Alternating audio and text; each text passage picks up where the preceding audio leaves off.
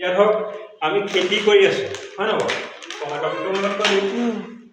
এইটো হ'ল হৈচলজনী পদাৰ্থ এইটো ইয়াৰ নাম হ'ল গাৰ্ডেন গোল্ড এইটো আপুনি আমি এতিয়া চবতে দিব পাৰোঁ ফুলত হওক শাক পাচলি যিহে কওঁ ধানত চবতে দিব পাৰে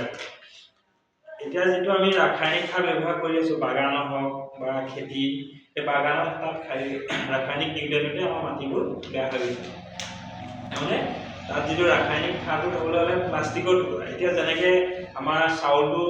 বাহিৰৰ পৰা যিটো ৰেচন চাউল দিছে তাত প্লাষ্টিকৰ চাউল আহিছে পাইছেনে আপোনালোকে নাজানো কিন্তু প্লাষ্টিকৰ চাউল আহিছে সেই প্লাষ্টিকৰ চাউল যদি আমি খাই দিওঁ আমাৰ কি হ'ব এতিয়া 1 কেজি চাউলত প্ৰায় 100 গ্ৰামৰ ওপৰত প্লাষ্টিক চাউল ওলায় আজিকালি প্ৰায় ভেজাল হ'বলৈ থৈছে সেই চাউলবোৰ আমি যদি ভাত খাই থাকিবলৈ হ'লে আমাৰ বেমাৰ হ'ব প্লাষ্টিকটো যেন ভিতৰত আমাৰ স্বাস্থ্য ভালে থাকিব জানো এতিয়া সেইটো কাৰণে আমি তেনেধৰণে আমাৰ নিজৰ স্বাস্থ্যটো ভাল কৰিব লাগিব লগতে আমাৰ মাটিটোকো ভাল কৰিব লাগিব আজি যদি আমি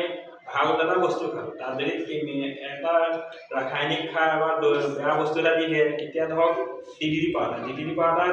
ছটিয়াই দিয়ে ছমাহলৈ এটা বিষক্ৰিয়া হৈ যায় তাৰ যদি কিবা কাৰণে এটা দানা আপোনাৰ খাদ্যত সোমাই যায় ছমাহলৈকে বেমাৰে মানে ভাগৰি হৈ থাকিব সেইটো কাৰণে আমি যিখিনি ৰাসায়নিক বস্তুখিনি হেৰি কৰিব লাগে এইখিনি হ'ল জৈৱিক সাৰ ব্যৱহাৰ কৰি আমাৰ খেতি কৰিলে আমাৰ উৎপাদনটো বেছি হ'ব আমি ধৰক এতিয়া ইয়াৰ যদি আপুনি কঠীয়াটো দিব পাৰিব বা চবতে দিব পাৰে ফুলত দিব পাৰিব সকলো বাগানতে মই খেতি মই আজি 2 বছৰ হ'ল 2 বছৰ মই আছোঁ মই তাকে ব্যৱহাৰ কৰিছোঁ ৰাসায়নিক সাৰটো কমাই দিছোঁ ৰাসায়নিক অলপ দিছোঁ যিহেতু আমি আগত ৰাসায়নিক সাৰ ব্যৱহাৰ কৰিছোঁ তাকতো ৰাসায়নিক এই জৈৱিক সাৰটো বহিবলৈ হ'লে অকণমান লাগিব কমচে কম আপুনি 5 বছৰ ইয়াত ৰেগুলাৰ ব্যৱহাৰ কৰক তাৰপিছত আপুনি ৰাসায়নিক সাৰ নিদিলেও কাম কৰিব এতিয়া আমাৰ যোৱা বছৰ আজি ধৰক যোৱা বছৰ তাৰ আগৰ বছৰ যিটো ধানত মই DAP মাৰিছিলোঁ এই বছৰ মই তাক এই যোৱা খেতিটোত মই কমাই দিছোঁ 10 কেজি DAP কমাই দিলোঁ অহা বছৰ যদি আৰু মই 5 কেজি কমাই দিওঁ তেনেকৈ কমাই আমি ৰাসায়নিক সাৰটো ধানটো কিমান পাইছিলে মই কি হ'ব এই পুৰাণটো খেতি কৰিছোঁ বেলেগ এজনে খেতি কৰি আছিলে সেইজনে পাইছিলে 13 কুইণ্টেল ধান মই যোৱাবাৰ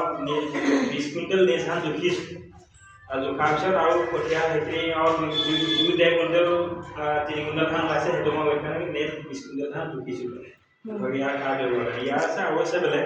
জানি মিছ কৰি দিব লাগে কিন্তু আমি ধৰক যিজন মানুহে খেতি কৰিছে তাত 13 কুইণ্টেল 3 বছৰ খেতি কৰিলে 13 কুইণ্টেল 14 কুইণ্টেলহে ধান পাইছে কিন্তু মই একেবছৰ 20 কুইণ্টেললৈ গুচি গ'লোঁ কিন্তু ইয়াৰ সাৰ ব্যৱহাৰ কৰে সকলোৱে ধৰক আমি নিজৰ স্বাস্থ্যৰ লগত আমাৰ ভূমিখনো ভাল কৰি ল'ব মাটিডোখৰো ভাল কৰি ল'ব লাগিব নহয় আমি নিজক আজি তেলটো খালে যেন পেটৰ কাৰণে গেছৰ যিখিনি প্ৰব্লেম ভাল আৰু এই তেলটো খালে মানে গেছ নহয় আপোনাৰ ঘৰত যদি 4জন গেছৰ বেমাৰ থাকে তেলটোৰ মানুহৰ অকণমান দাম আপোনাৰ ঘৰত যদি 4জন গেছৰ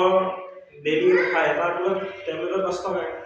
এজন মানুহক 300 টকা লাগিব 4জন হ'লে 300-1200 টকা লাগিব মাহে 1200 টকা দৰবত গেছত দিবই লাগিব গেছৰ কাৰণে লাগিব নাই কিন্তু আপুনি এই তেলটো যদি 2 টকা দাম হ'ল আপোনাৰ যদি গেছৰ বেমাৰী কিজনৰ পৰা আপুনি ফাৰ্মাচীলৈ নোযোৱা হয় আপোনাৰ 1200 টকা বাচিল নে মাহে অকল গেছৰে নহয় আৰু ঢেৰ বেমাৰ আছে নাই আজি প্ৰেছাৰো আছে থাইৰয়ডো আছে ইউৰিক এচিড আছে অনেকখিনি বেমাৰ ইয়াৰ যদি প্ৰডাক্টখিনি পৰা আপোনাৰ প্ৰত্যেকটো বেমাৰ ইয়াত খালে লাহে লাহে মানে কমি আহিব এতিয়া আজি আমাৰ 2 বছৰ আমি ধৰক ডক্টৰ গ'লে যোৱা আমাৰ হেৰি